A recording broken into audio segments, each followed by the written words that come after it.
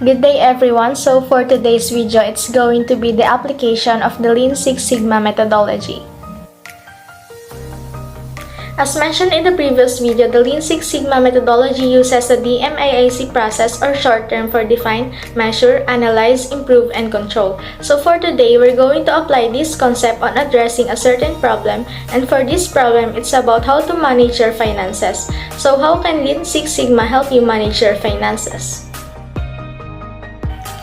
Lean Six Sigma helps to find defects in a process and correct them. Lean focuses on eliminating waste and unnecessary steps in a process. A first step is to evaluate how much money is coming and where is it being spent.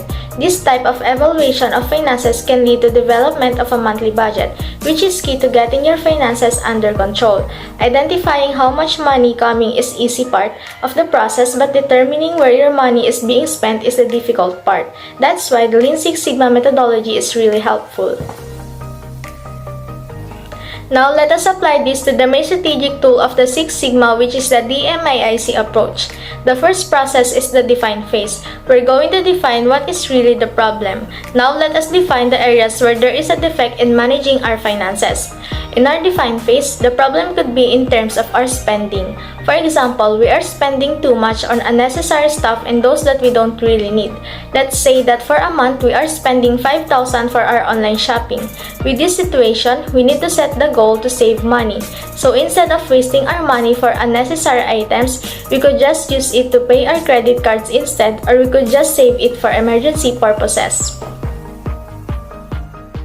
Next is the measure phase. This is the phase of assessing the current baseline performance of the problem, collecting and interpreting the available data on current performance. Here, we need to collect data on the defect and measure its impact. So in our example, let's say that we are spending 5,000 per month on online shopping.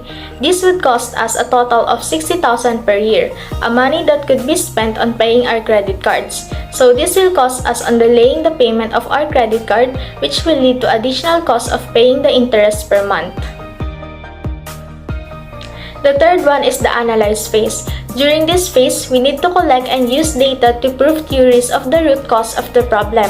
So why are we spending too much on online shopping? Are we just bored and have nothing to do, so we spend money on things even if we know that we don't need it? Is online shopping some kind of stress reliever to us? So here's where we want to analyze the root of the problem and develop a plan to solve it. The next one is improve phase. This is when we begin the remedial journey and begin acting on what we have learned by making improvements.